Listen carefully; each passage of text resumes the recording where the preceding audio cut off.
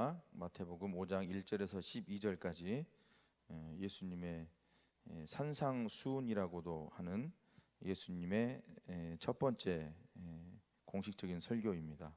그래서 오늘 우리가 읽으려고 하는 본문은 그 설교의 서론입니다. 이 지금 마태복음 5장부터 7장까지가 예수님의 그 산상수훈 설교인데요. 보통 마태복음 5장 1절부터 16절까지가 서론이라고 이야기하고, 그 다음에 예수님의 설교의 본론이 5장 17절부터 7장 20절까지 산상수훈 본론이라고 이야기하고, 결론이 마태복음 7장 21절에서 27절까지가 결론이라고 이야기를 합니다. 그래서 예수님의 이 공생의 첫 번째 설교, 오늘은 서론 중에서도 더 서론 1, 2절 말씀을 중심으로 같이 나누려고 하는데, 같이 먼저 읽겠습니다. 제가 먼저 교독하겠습니다. 예수께서 무리를 보시고 산에 올라가 앉으시니 제자들이 나온지라. 심령이 가난한 자는 복이 있나니 천국이 그들의 것이며, 온유한 자는 복이 있나니 그들이 땅을 기업으로 받을 것이며, 긍휼히 여기는 자는 복이 있나니 그들이 긍휼히 여김을 받을 것이며, 화평하게 하는 자는 복이 있나니 그들이 하나님의 아들이라 일컬음을 받을 것이며, 나로 말미암아 너희를 욕하고 박해하고 거짓으로 너희를 거슬러 모든 악한 말을 할 때에는 너희에게 복이 있나니 기뻐하고 즐거워하라. 하늘에서 너희 상이 큼이라. 너희 전에 있던 선지자들도 이같이 박해하였느니라. 아멘. 오늘 설교 제목을 진실한 신앙은 진실한 행동을 낳는다, 이렇게 잡았습니다. 같이 한번 따라하겠습니다. 진실한 신앙은 진실한 행동을 낳는다. 여러분의 신앙과 믿음이 진실하다면 여러분의 삶 속에서 나타나는 액션은 진실할 수밖에 없습니다. 아주 중요한 신앙의 명제라고 할 수 있죠. 진실한 신앙은 진실한 행동을 낳는다. 우리가 이 예수님의 팔복 설교를 이게 듣기가 되게 중요한 설교인데, 그래서 이 팔복 설교할 때 제 개인적으로도 좀 부담이 됩니다. 왜냐하면 제가 이렇게 살지 못하고 있기 때문에. 그러나 여러분, 예수님께서 직접 복에 대해서 이야기했습니다. 우리가 그렇게 받고 싶어하는 복. 근데 예수님이 말하는 이 복이 진짜 복입니다. 이게 복이에요. 그러니까 오늘 여러분들 기도할 때 자녀들의 이름을 놓고, 우리 아들은 신우니까 우리 신우가 심령이 가난한 자가 되게 하여 주시옵소서. 두 번째, 우리 신우가 애통하는 자가 되게 하여 주시옵소서. 야, 기도 제목이 이거보다도 훌륭한 기도 제목이 있을까요? 우리 자녀들이 심령이 가난하고 애통하고 화평케 하고 의에 줄이고 긍휼히 여기고 마음이 청결하고 화평하게 하는 자가 되게 하여 주시옵소서. 그 어떤 여러 가지 기도 제목보다 오늘 이 8가지 예수님께서 직접 말씀하시는 복의 통로이면서 이 복인 이 8가지를 여러분의 자녀들을 위해서, 여러분의 남편과 아내들을 위해서, 아내들이 여기 앉아 계시군요. 남편을 위해서 그렇게 기도하는 시간 되었으면 좋겠습니다. 어제 그 어머니 기도회 팀장님들하고 다녀오고 나서 곡성 다녀오고 나서 이제 그 설교 준비하려고 침신대 도서관을 갔어요. 그래서 이제 이 팔복 산성수와 관련된 책들을 쭉 찾아보니까 우리나라 말로 번역되고 또 한국어로 나와 있는 책들이 한 30권 정도 되더라고요. 그래서 이제 그 30권 중에서 쭉 한번 다 훑어보고, 그래도 요 정도는 내가 인용할 수 있겠다는 책들 한 6, 7권 어제 빌리면서 도서관에 앉아서 책을 읽으면서, 야, 제가 겉으로 볼 때는 이렇게 책 읽는 걸 별로 안 좋아하게 생겼지만 제가 생각보다 책을 많이 좋아합니다. 그래서 여기 앉아서 한 2박 3일만 책 읽었으면 좋겠다. 침례 신학교 다닐 때도 도서관 가서 그 중간 사이에 그냥 털퍼덕 주저앉아가지고 책 읽는 게 그렇게 좋았거든요. 그래서 1학년 들어갈 때 여기 있는 도서관에 책을 다 읽겠다 막 이렇게 하면서 정말 열심히 책을 많이 읽었는데, 요즘에는 좀 바쁘다는 핑계로 이렇게 손에서 책을 많이 놓게 되는 것 같아요. 그래서 어제 오랜만에 침신대 가가지고 책 읽으면서 그 학창 시절 때를 좀 생각해 봤는데, 그때는 참 신앙과 믿음이 뭐라고 해야 될까요? 지금 생각해 보면 지금보다 훨씬 더 깨끗했고 순결했고 그랬던 것 같아요. 근데 지금은 신앙이 그때하고 보면 이렇게 좀 덜 순수하고, 그 얘기는 무슨 얘기냐면 사역을 하면서 머리를 굴려요. 이게 사역을 하면서 머리를 굴리면 안 되는데 이 잔머리가 드는 것 같아요. 그 얘기는 무슨 얘기냐면 순수한 신앙과 믿음을 잃어버리고 있다는 얘기죠. 이게 제 사역의 딜레마예요. 신앙의 연수가 사역의 연수가 더 많아지고 깊어지면 훨씬 더 순수하고, 그래서 지금 예수님께서 말씀하시는 첫 번째요, 엄청 부담스럽잖아요. 심령이 가난한 자. 내 마음은 정말 심령이 가난한가? 심령하고 마음은 다르다는 거 금방 알 수 있죠. 왜냐하면 8절에 마음이 청결한 자라고 나오니까 1절에서 말하는 심령이 가난한 자는 좀 다르다는 게 금방 이해가 되시겠죠. 심령은 마음의 영이에요. 그러니까 마음보다 훨씬 더 깊은 영혼이죠. 영혼. 그러니까 영혼이 가난한 자. 이 팔복, 그 다음에 산상수훈을 제가 지금 어제 기도하면서 잡기로는 올 이번 어머니 기도회 종강할 때까지 지금 마태복음 5장, 6장, 7장을 좀 세세하게 이렇게 좀 이렇게 들여다보고, 우리 신앙의 삶의 믿음의 기준이 다시 한번 바로 잡히는 은혜가 있기를, 어제 도서관에서 책 읽으면서도 그런 기도를 했고 오늘 새벽에도 그런 기도를 하나님께 올려드렸습니다. 우리 어머니 기도에 오시는 분들이 이 예수님의 이 첫 번째 설교가 아주 중요한데, 여기서 말하는 예수님의 그 설교의 중심과 핵심들이 우리 어머니 기대에 나오신 여러분들 신앙과 믿음의 본질이 되게 하셔서 정말로 이 예수님의 팔복을 간절히 사모하고 또 사모하고 또 사모해서, 내 아파트 평수 늘리고 차 바꾸는 거고, 내 자녀가 대학 들어가는 것보다, 내 자녀가 직업을 선택하는데 진로를 선택하는 것보다 더 간절하게 이 팔복을 구하게 하여 주시옵소서.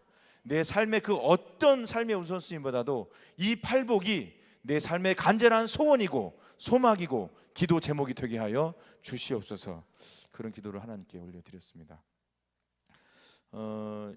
어제 책을 보니까 오스왈드 챔버스라는 분이 이 팔복에 대해서 그렇게 간단 명료하게 요약을 했더라고요. 하나님의 영적 폭약이다. 하나님의 영적 폭약이다. 존 메가더 목사님은 우리의 믿음의 근간이다.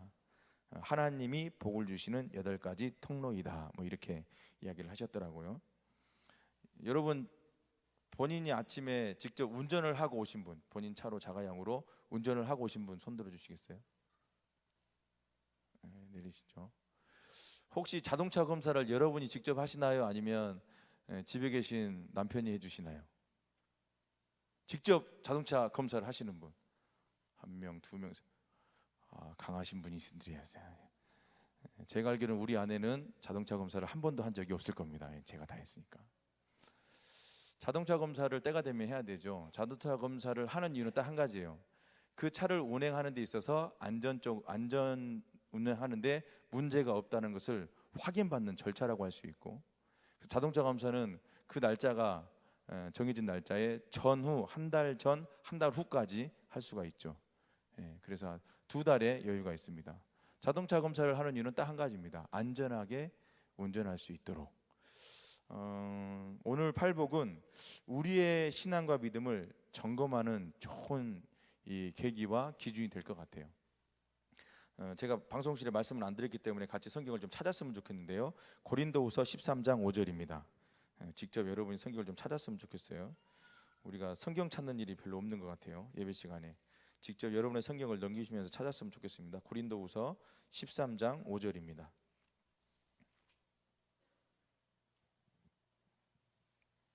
고린도후서 13장 5절, 신약성경 300페이지입니다. 신약성경 300페이지 고린도후서 13장 5절 같이 함께 읽겠습니다. 시작. 너희는 믿음 안에 있는가? 너희 자신을 시험하고 너희 자신을 확증하라. 예수 그리스도께서 너희 안에 계신 줄을 너희가 스스로 알지 못하느냐? 그렇지 않으면 너희는 버림받은 자니라. 아멘. 너희는 믿음 안에 있는가? 너희 자신을 시험하고 너희 자신을 확증하라. 너희 자신을 시험하고가 현재 진행형입니다. 무슨 얘기냐면 너희가 믿음 안에 있는가 어떻게 해요? 매일매일 점검하라는 얘기입니다. 예수님은 그 신앙 점검을 뭘로 주셨냐면 이 팔복으로 주신 거예요. 그러니까 내 자신이 자동차 검사하는 이유는 제가 그랬죠. 안전 운전 할 수 있는 기준, 기본. 이 차가 운전하는데 안전한가? 우리 신앙과 믿음도 점검 날짜가 있었으면 좋겠는데 점검 날짜를 사도 바울 선생님께서 그리고 예수님께서 어떻게 했어요? 점검 날짜를 매일매일. 이게 너무 중요합니다. 매일매일입니다. 지금 이 순간, 지금 여기서요. 내가 믿음 안에 있는가? 매일매일 시험하고 확증하라. 매일매일이 중요합니다. 그렇다면 이제 여러분들이 이렇게 물을 거예요. 목사님, 나를 어떻게 점검하고 내가 참된 그리스도인지 어떻게 알 수 있습니까? 그래서 제가 마태복음 5장 설교를 하려고 하는 이유입니다. 예수님께서 공생애 시작하실 때 예수님하고 제가 설교에서 자주 언급하는 예수님하고 원수지간이었던 사람들이 있는데 그 사람들이 바리새인들이었습니다. 예수님께서 공생애 사역하시는데 이 바리새인들의 태클은, 바리새인들의 딴지는 상당히 피곤하고 상당히 예수님의 사역에 어려움을 많이 주었습니다. 결국은 이 바리새인들과 서기관들과 대제사장들이 한꺼번에 연합작전으로 예수님을 십자가에 못 박았죠. 그럴 정도로 바리새인들은 예수님의 공생애 사역에 큰 걸림돌이었습니다. 오직하면 예수님께서 독사의 자식들이라고 이야기를 했겠어요. 독사의 자식들이다. 화 있을진저. 마태복음 나와 있지 않지만 누가복음에는 화 있을진저 시리즈가 있었잖아요. 화 있을진저. 회칠한 무덤 같은 자들이에요. 회칠한 무덤은 뭐죠? 겉은 아주 번들하게 잘 무덤을 잘 써놨지만 그 안에는 뭐가 있죠? 썩은 시신이 있죠. 회칠한 무덤. 겉과 속이 완벽하게 달랐던 사람들. 겉은 신앙생활 하는 척 기도하고 말씀 보고 열심히 신앙생활 하지만 속은 완전히 썩어 있어서 심지어는 예수님을 알아보지 못할 정도로 예수님이 자기들 때문에 자기 죄를 용서해 주시기 위해서 이 땅에 오신 하나님의 아들 예수님, 구약에서 그렇게 강조하고 있는 모든 구약의 율법과 말씀이 딱 한 명 포커스는 예수님을 향하고 있는데 그 율법에 능통했던 바리새인들은 예수님을 몰라봤고 심지어는 예수님을 잡아 죽이는, 겉으로는 의롭고 겉으로는 참 신앙생활 잘했는데 속으로는 전혀 진실하지 못하고 전혀 마음의 열매, 기도의 열매가 없었던 사람들이 바리새인들이죠. 근데 이 바리새인들 통해서 당시 유대인들은 올바른 삶이 무엇인지 자기 나름대로 정해놓고 있었습니다. 무슨 얘기냐면 그 율법을 가지고, 구약에서 말하는 613가지 율법을 가지고 신앙생활 이렇게 해야 되는 것이다 라고 613가지를 쪼개서 몇 가지를 만들었냐면 거의 3,000가지를 만들었어요. 그 중에 여러분들이 설교할 때 자주 듣는 것들, 주일날 안식일날 일하지 말라. 도대체 어디까지 일이냐. 그래서 엘리베이터 버튼도 누르지 않는 거, 그것도 일이다. 그래가지고 타면은 안 눌러요. 다른 사람 눌러줄 때까지. 실제로 그렇습니다. 바느질, 이 바느질 할 때 이 바늘귀에다가 이 실을 꽂는 게 일이냐 일이 아니냐, 이게 실제로 나와는 거예요. 실제로 유대인들이 그렇게 살았습니다. 그러니까 이 하나님이 주신 율법을 자기들 나름대로 더 잘 살아보겠다고 그 율법을 더 쪼개서 자기들이 나름대로 전통과 관습을 만들었는데 그 전통과 관습이 결국은 그들로 하여금 율법에 매이게 만들어버린 것이죠. 하나님께서 우리에게 준 율법은 우리를 자유하게 위한, 물론 죄에 대해서 깨닫게 하기 위한, 죄를 인식하기 위해서 율법을 주셨지만 그들이 바리새인들 자기들이 만들어온 전통과 관습, 그 율법에 자기들이 매이게 된 것이죠. 그래서 이 유대인들, 이 바리새인들은 절대적으로 자기들의 행위에 기초한 전적으로 외형적인 자기의의 기준을 두고 신앙생활을 했습니다. 철저하게 행위. 하나님께서는 기브 앤 테이크, 한 만큼 갚아주신다. 지난주에 우리 동생 목사님 와서 설교했지만 우리는 구원받는 데 있어서 아무런 공로가 없습니다. 구원받는 데 있어서 우리가 한 것은 아무것도 없어요. 절대적으로 100% 하나님의 은혜예요. 우리가 뭔가 행위, 물론 행함이 없는 믿음은 죽음입니다. 야고보서. 그 얘기는 무엇이냐면 구원받은 사람들은 당연히 그 행동이, 그 행함이, 그래서 제가 오늘 설교 제목이 뭐라고요? 다시 한번 설교 제목 시작. 다 잊어버렸죠. 우리가 이래요. 설교를 듣고 있는데 설교 제목을 잊어버렸어. 진실한 신앙은 진실한 행동을 낳는다. 바리새인들은 진실한 신앙이 아니었기 때문에 진실한 행동을 못 낳았습니다. 우리가 신앙생활을 하다 보면 내가 이만큼 해야 하면 하나님께서 이만큼 주시겠다는 이 기브 앤 테이크, 이게 바로 율법입니다. 바리새인들은 여기에 사로잡혀 있었던 것이에요. 팔복을 이제 앞으로 계속 제가 설교를 하겠지만 팔복의 핵심은 딱 한 가지입니다. 따라서 합니다. 하나님의 의. 예, 영어로는 righteousness. 하나님의 의. 이게 예수님의 첫 번째 설교의 핵심입니다. 뭐라고요? 하나님의 의. 이 하나님의 의는 오늘 설교 제목과 연결이 됩니다. 진실한 신앙은 진실한 행동을 낳는다. 이 righteousness, 하나님의 의가 무엇이냐? 하나님의 말씀대로 사는 것이 하나님의 의예요. 하나님의 기준대로 사는 것이 하나님의 의예요. 그러니까 이 산상수익의 결론이 마태복음 7장에 나와 있는 말씀을 듣고 행한 자와 말씀을 듣고 행하지 않는 자. 결론은 이 팔복은 산상수의 설교의 핵심은 하나님의 의입니다. 근데 하나님의 의는 뭐냐? 하나님의 말씀대로 사는 것이에요. 하나님의 기준대로 사는 것이에요. 하나님의 말씀과 기준대로 살면 그게 진실한 신앙이겠죠. 그래서 진실한 신앙은 진실한 행동을 낳는다. 예를 들면 그런 것이죠. 이웃 사람이 목이 말라요. 그러면 뭘 갖다 줘야 돼요? 물을 갖다 줘야 되죠. 이웃 사람이 목이 마른데 빵을 갖다 주면 죽으라는 얘기죠. 야고보서에서 이야기하는 거예요. 그러니까 이웃 사람이 필요한 게 있으면 그 필요한 걸 채워주고 기도해야 되는데 그냥 우리는 내 기준대로 그 사람을 돕습니다. 내 기준대로 다른 사람의 신앙을 평가합니다. 아주 잘못된 것이죠. 바리새인들은 본인들이 만들어둔 그 율법의 전통과 관습으로 모든 유대인들을 전부 다 평가했습니다. 당신은 지금 안식일을 범한 거야. 안식일 일하지 말라 그러는데 예배 드렸어도 일을 했어? 당신은 그러면 안식일을 범한 거야. 당신은 지금 하나님 앞에서 의롭지 못해. 모든 그 본인들의 전통과 관습을 가지고 모든 신앙인들을 이 잣대를 내놓고 기준을 대놓고 평가하기 시작했죠. 근데 기억하십시오. 그들의 신앙은, 바리새인들의 신앙은 진실이 아니었습니다. 우리가 하나님 앞에 나갈 때 아주 중요합니다. 진정성. 내가 무엇 때문에 하나님을 예배하는가? 내가 무엇 때문에 하나님을 기도하는가? 내가 무엇 때문에 주의 성전에 달려나왔는가? 내가 무엇 때문에 교회에서 희생하고 헌신하고 봉사하고 있는가? 동기가 너무 중요하죠. 세상은 결과를 강조하지만 우리 예수님은, 우리 하나님은 동기가 중요해요. 근데 그 동기는 아무도 몰라요. 하나님만 아세요. 그래서 지금 이 예수님의 산상수의 설교의 핵심은 제가 하나님의 의라고 그랬는데 이 하나님의 의는 우리 마음의 열매입니다. 겉으로 이야기가 우리 마음 안에 전부 다 심령이 가난한 자, 애통하는 자 다 우리 마음에 마음으로 맺는 하나님의 열매고 마음으로 가질 수 있는. 그래서 겉으로 결국은 이제 마음에 있는 것이 겉으로 드러나죠. 말로도 나타나고요, 행동으로 나타나고요.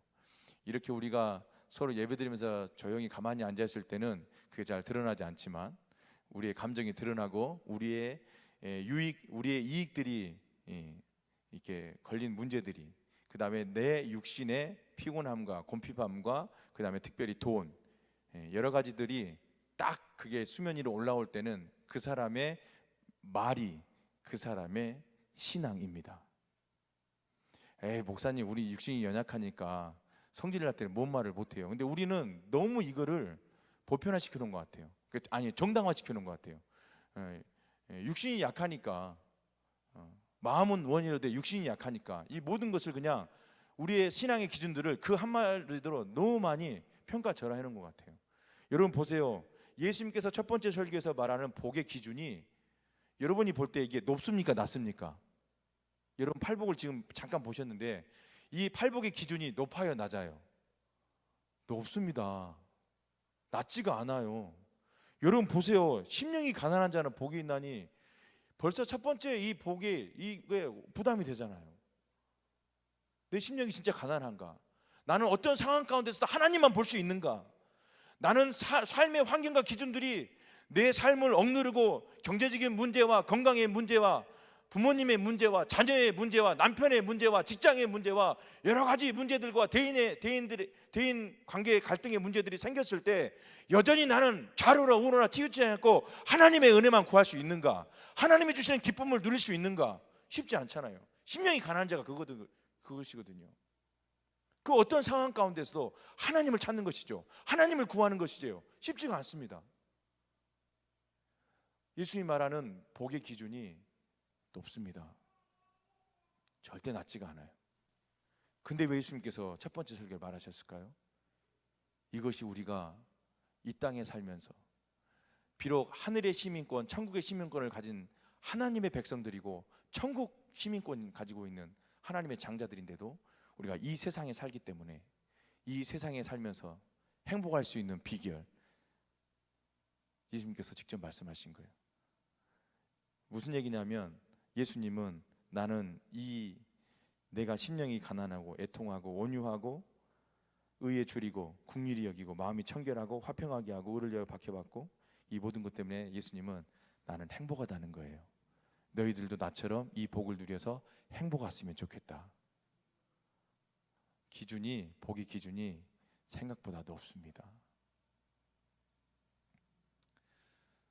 제가 작년에 처음 어머니 기도 설교하면서 그런 얘기 한 것 같은데요. 제가 상담을 할 때 상담하는 기준이 명확한 기준이 하나가 있습니다. 특히 이제 청소년 사역을 제가 많이 했으니까 청소년들이 진로에 대해서, 대학에 대해서 저한테 많이 상담을 해요. 그다음에 직장. 지금은 이제 졸업하고 사회에서 직장을 준비하고 있는 친구들도 가끔 기도 제목으로 와요. 근데 그들도 알아요. 그 친구들도 알아요. 왜냐하면 제 상담은 딱 한 가지거든요. 너가 그 직장을 갔을 때 주일 성수를 할 수 있느냐? 네가 그 직장을 갔을 때 말씀 기도 생활, 아까 제가 말한 대로 내 자신이 믿음 안에 있는가를 언제 점검하라고요? 매일매일이요. 그게 되는가? 그게 되지 않으면 봉급이 좀 적더라도, 월급이 적더라도 안 갔으면 좋겠다. 왜냐하면 하나님과 멀어지는 것은 하나님이 기뻐하지 않으니까. 하나님과의 시간을 갖는 시간들이 점점 더 작아지면 분명하잖아요. 이거는 성경을 찾아볼 필요가 없어요. 하나님과 대면하는 시간, 하나님과 내 1대1의 시간들이 줄어들면 하나님이 기뻐하시지 않죠. 이거는 신학도 아니고 말씀도 아니고 그냥 하나님을 가까이 하는 것이 내게 복이라 말씀하셨잖아요. 하나님을 가까이 하는 게 내게 복인데 지금 이게 복이라는 것이죠. 죄송하지만 세상이 말하는 복과는 너무 정반대에 있기 때문에 이 세상에 살고 있는 우리가 이 복을 따라가기가 쉽지가 않죠. 지금 바리새인 이야기에다가 좀 여기까지 왔는데, 이 바리새인들은 자기의 행위에 기초한, 그리고 전통과 간습에 기초한 자기들의 의를 드러내기 위한 신앙생활을 했던 사람들입니다. 마태복음 5장 20절을 한번 읽어보겠습니다. 이게 아까 제가 이 설교 예수님의 산상수훈의 핵심 뭐라 그랬죠? 하나님의 의입니다. 내가 말씀 들은 대로 살아내고 있는가, 살지 못하고 있는가, 이게 이 설교의 핵심이라고 했습니다. 왜냐하면 마태복음 7장 20절 21절에 예수님께서 직접 결론을 그렇게 맺으셨기 때문에, 그런 의미에서 다시 한번 점검하기 위해서 다시 한번 읽겠습니다. 우리가 잘 아는 말씀이지만 마태복음 7장 24절부터 27절까지입니다. 이게 지금 예수님의 산상수훈의 결론입니다. 말씀대로 행하는 자가 하나님의 의를 이루어드리는 것이죠. 명확하게 하고 가겠습니다. 마태복음 7장 24절에서 27절을 같이 함께 다시 한번, 너무 잘 아는 말씀이지만 이게 예수님의 산상수훈의 결론이라는 것을 생각하면서 같이 한번 다시 읽겠습니다. 시작. 그러므로 누구든지 나의 이 말을 듣고 행하는 자는 그 집을 반석 위에 지은 지혜로운 사람 같으리니 비가 내리고 창수가 나고 바람이 불어 그 집에 부딪히되 무너지지 아니하나니 이는 주추를 반석 위에 놓은 까닭이요 나의 이 말을 듣고 행하지 않는 자는 그 집을 모리 위에 지은 어리석은 사람 같으리니 비가 내리고 창수가 나고 바람이 불어 그 집에 부딪힘에 무너져 그 무너짐이 심하니라. 이게 산상수훈의 결론입니다.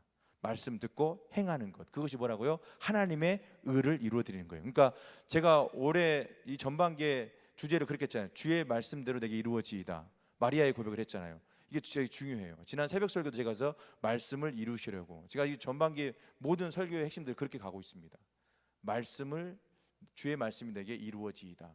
그 말씀대로 사는 것이 하나님의 의를 이루어드리는 삶이에요. 하나님의 의.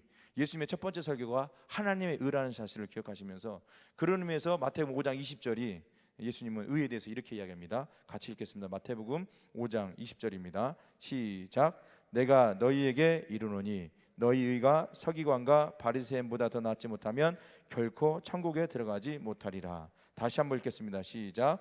내가 너희에게 이르노니 너희 의가 서기관과 바리새인보다 더 낫지 못하면 결코 천국에 들어가지 못하리라. 예수님께서, 제가 지금 바리새인에 대해서 쭉 이야기를 했잖아요. 네, 그 바리새인들과 서기관은 그 평신도 성경 교사들입니다. 지금 우리 교회 확신반 가르치는 분들이 전부 다 우리 성도님들이죠. 평신도들이죠. 그러니까 여기서 말하는 서기관은 그거예요. 평신도 성경 교사들이 서기관들입니다. 그러니까 이 바리새인들과 서기관들의 의보다 더 낫지 않으면 천국에 들어갈 수 없다. 그러니까 기준을 예수님께서 확 낮춰주신 거예요.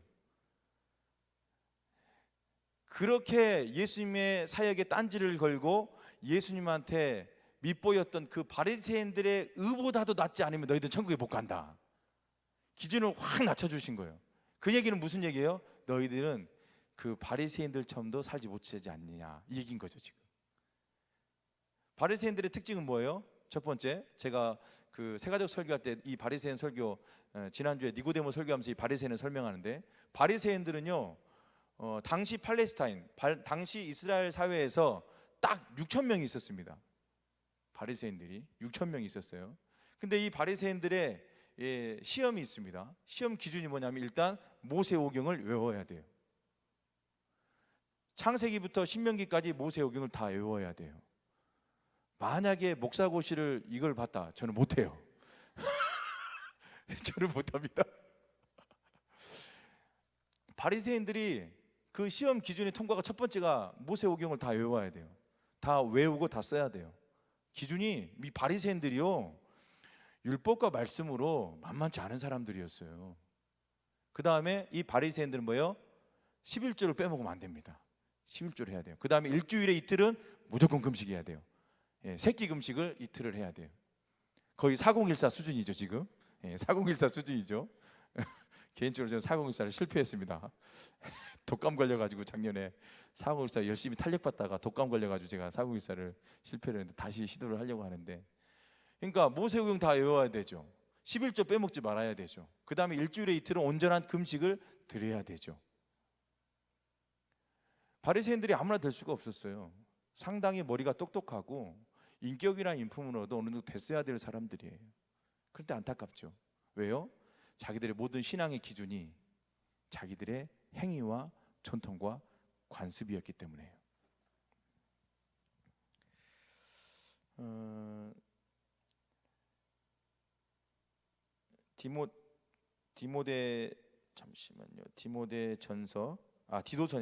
디도서 1장 16절 한번 찾아보겠습니다. 디도서는 디모데 전후서 다음에 있습니다. 디도서 1장 16절입니다.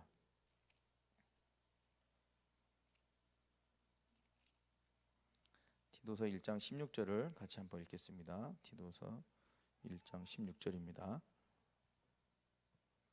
같이 함께 읽겠습니다. 시작. 그들이 하나님을 시인하나 행위로는 부인하니 가증한 자요 복종하지 아니하는 자요 모든 선한 일을 버리는 자니라. 그들이 하나님을 시인하나, 그러니까 주여 주여 한다는 것이죠. 주여 주여 하나님을 시인을 합니다. 그런데 행위로는 뭐 한다고요? 행위로는 하나님을 부인한, 그렇게 하나님을 부인한 사람을 뭐라고 이야기하냐면 그 사도 바울의 영적 제자 디도죠. 디모데하고 디도, 가증한 자고 복종하지 아니한 자고 모든 선한 일을 버린 자다. 제가 가끔 설교할 때 이야기하는데 이게 바로 실존적 무신론자들이죠.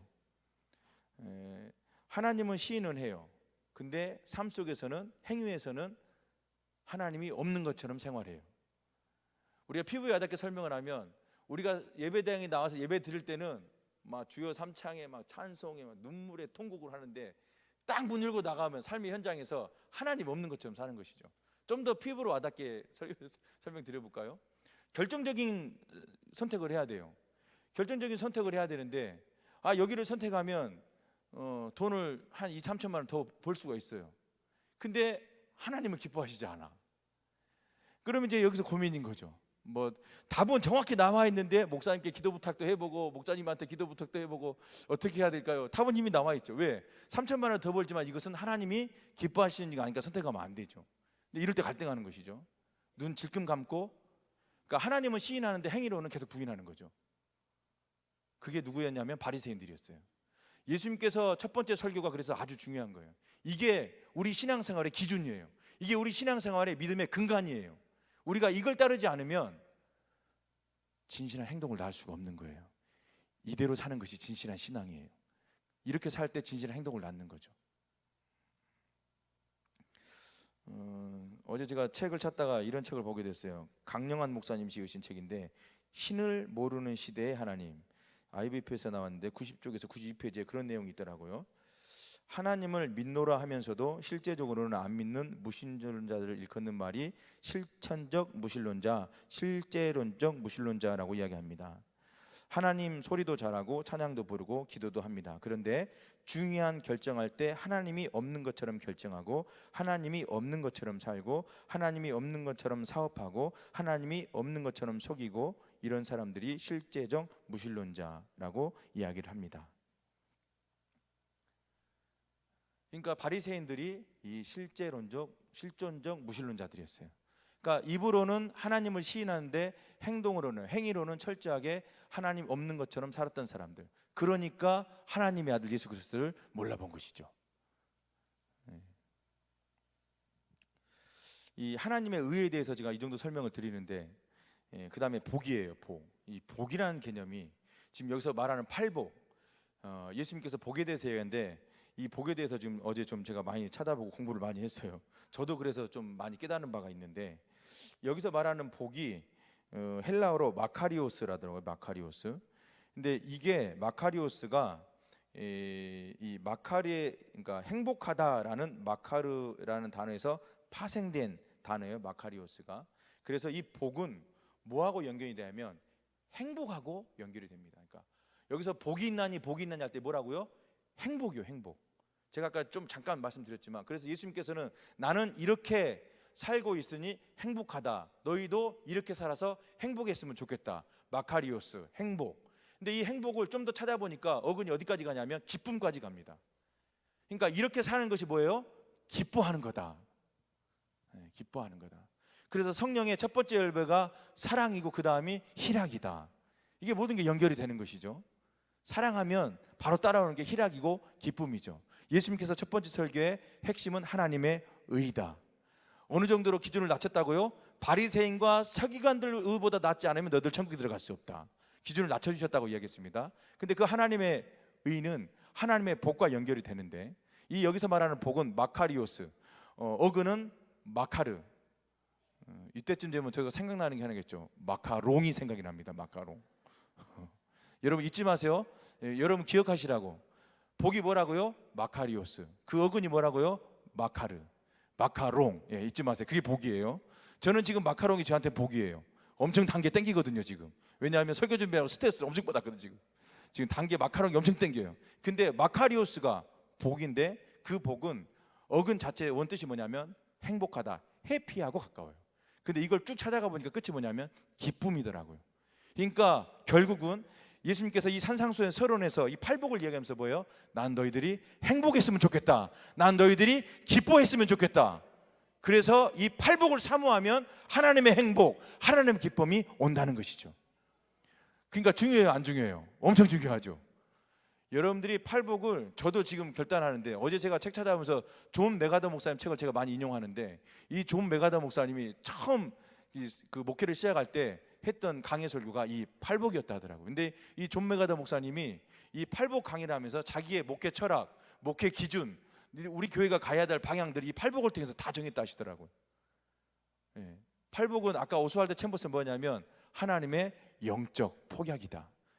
이 팔복이 우리 삶 가운데 떨어지면서 폭발하면서 내 모든 신앙의 기준들이 싹 다 폭발하고 깨져버리고, 여러분의 모든 신앙의 기준이 그냥 다 하얀 도화지가 됐으면 좋겠고, 이게 딱 새겨졌으면 좋겠어요. 팔복. 첫 번째, 엄청 부담스러운 심령이 가난한 자는 복이 있나니 천국이 그들의 것이며 애통하는 자는 복이 있나니 그들이 위로를 받을 것이며.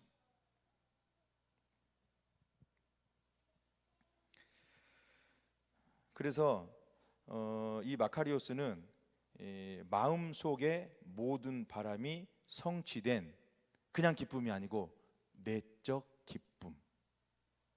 자, 한번 따라 하시죠. 마음속에 모든 바람이 성취된 내적 기쁨. 예, 이 내적 기쁨은요, 그 누구도 빼앗아갈 수가 없어요. 이 내적인 평안함은 그 누구도 빼앗아갈 수가 없습니다. 그래서 요한복음 16장 22절에 너희 기쁨을 빼앗을 자가 없으리라. 예, 이 팔복은 행복과 기쁨인데 그냥 기쁨이 아니라 내적 행복, 내적 기쁨. 예수님 말씀하시다 그 기쁨은 그 누구도 빼앗을 수 없으리라.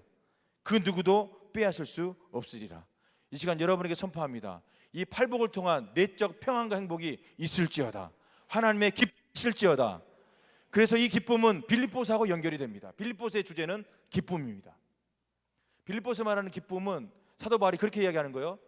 환경 때문에, 내 수익 때문에, 내 자녀가 잘 되고 못 되고 사업장 직장의 문제로 기뻐하는 것이 아니라 삶의 환경 때문에 기뻐하는 것이 아니라 오직 하나님 한 분만으로 기뻐하는 내적인 기쁨. 그게 빌립보서에서 말하는 기쁨이죠. 내가 다시 말하오니 기뻐하라. 그 기쁨은, 그래서 사도 바울은 감옥에서 바울 서신을, 이 빌립보서를 쓰면서도 감옥 밖에 있는 성도들을 하여금 기뻐하라고 얘기할 수 있는 것이죠. 바울은 그러는 것이요, 나는 내 감옥에 있을지라도 여호와 하나님 나의 영원한 구원자가 되시고 나에게는 십자가의 소망이 있고 내게는 부활의 소망이 있고 내게는 가장 고상한 그리스도의 십자가 예수님의 사랑이 내 안에 있으니 그 누구도 빼앗을 수 있는 그 영원한 기쁨, 내적 기쁨이 내 안에 있으니 당신들도 기뻐하십시오. 여러분, 기뻐하기를 축원합니다. 그래서 하나님께서는 우리를 행복하기를 원하세요. 기뻐하기를 원하세요. 우리 사랑하는 어머니들 행복하십시오. 기뻐하십시오. 팔복입니다. 팔복이에요. 솔로몬은 역사상 가장 위대하고 훌륭한 왕이었죠. 세상의 기준에 따르자면 그는 당연히 행복해야 될 사람입니다. 그는 왕의 신분과 혈통을 가지고 있었고 하나님이 직접 하늘부터 내려오신 지혜도 얻었던 사람이고 들을 귀가 있었던 사람이고, 들을 귀가 있다는 것은 엄청난 하나님의 축복입니다. 우리는 다 내가 듣고 싶은 것만 듣죠. 근데 하나님께서 솔로몬한테 준 건 뭐냐면 다 들을 수 있는 듣는 마음을 주신 거예요. 이게 축복이거든요. 저도 마찬가지입니다. 듣고 싶은 것만 듣습니다. 아무리 이야기해도 내 귀에 들리는 것만 듣죠. 근데 솔로몬은 하나님께서 듣는 마음을 주셔가지고 모든 백성들의 신음과 아픔을 들을 수 있는 마음과 귀를 주셨다는 거죠. 금은 보화, 저는 전혀 부럽지 않습니다. 부럽지 않습니다. 제가 정확히 분명히 말합니다. 저는 전혀 부럽지 않은데 1000명의 아내. 저는 부럽지 1000명의 아내. 세상적인 기준을 봤을 때는 솔로몬은 누구보다도 행복하고 기뻐해야 될 사람입니다. 근데 조금 리버럴한 신학자들은요, 솔로몬이 구원을 받았는가 안 받았는가까지 이야기를 합니다. 구원받았으면 어떻게 마지막 때 하나님께서 주신 지혜를 가지고 저렇게 우상을 숭배하고 1000명의 아내를 두면서 자기 멋대로 마음대로 살 수 있는가? 그런데 그 리버럴한 신학자들이 모든 주장을 깨는 게 뭐냐면 전도서예요. 헛되고 헛되니 모든 것이 헛되도다. 솔로몬은 깨달은 거예요. 내가 주를 경외하는 것이, 나를 지으신 창조주 하나님을 기억하는 것이, 그분을 위해서 사는 것이, 그분의 말씀과 율법과 기준대로 사는 것이 자기 삶의 최고의 행복인 것을 그는 인생 발견에 드디어 깨닫게 되는 것이죠. 그래서 전도서를 기록한 거예요. 헛되고 헛되니 모든 것이 헛되다. 여기서 말하는 헛됨은 히브리어로 허벨이라는 단어인데 그 단어는 뜻은 뭐냐면 손으로 공기를 잡는 것과 같다. 헛됨 단어가 원어적으로 그래요. 공기를 손으로 잡는 것 같다. 자기가 누렸던 1000명의 아내, 자기가 누렸던, 심지어는 하나님 주셨던 그 지혜, 들을 마음, 하나님 주셨던 모든 금은 보화, 엄청난 군사력, 경제력, 그 모든 것이 다 바람을 잡으려는 것과 같았다. 여러분의 행복과 기쁨의 기준이 팔복이 되기를 축원합니다. 그래서 내 환경이 조금 힘들고 어려워도 이 복, 내적 행복, 내적 기쁨으로 인하여서 그 어떤 고난과 고통가에서도 흔들리지 않는 뿌리 깊은 이 행복함, 기쁨이 여러분의 복이 되셔서 여러분이 그렇게 살면 여러분의 아들, 딸들도 손자, 손녀들도 그게 눈에 보입니다.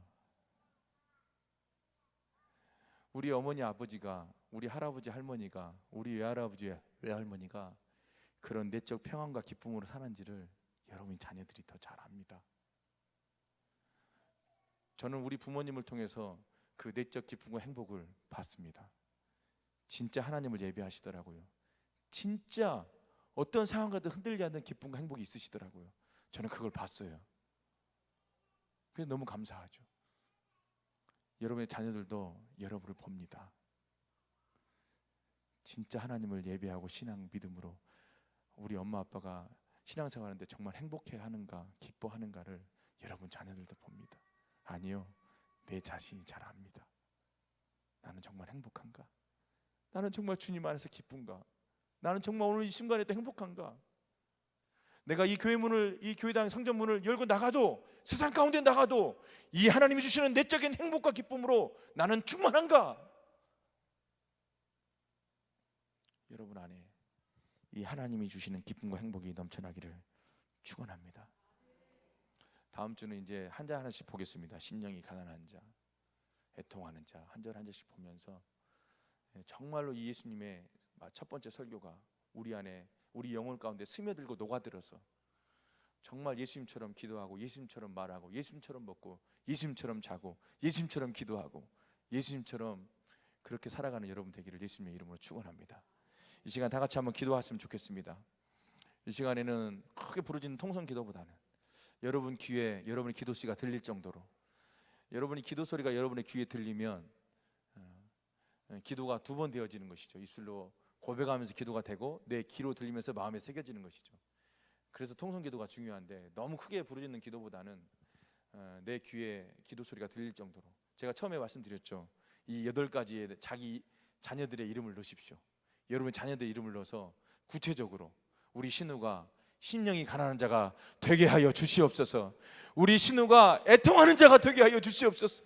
우리 신우가 그 내적인 기쁨과 행복감으로 넘쳐나게 하여 주옵소서. 내 사랑하는 남편이 이 하나님이 주시는 내적인 기쁨과 행복감으로 넘쳐나게 도와주시옵소서.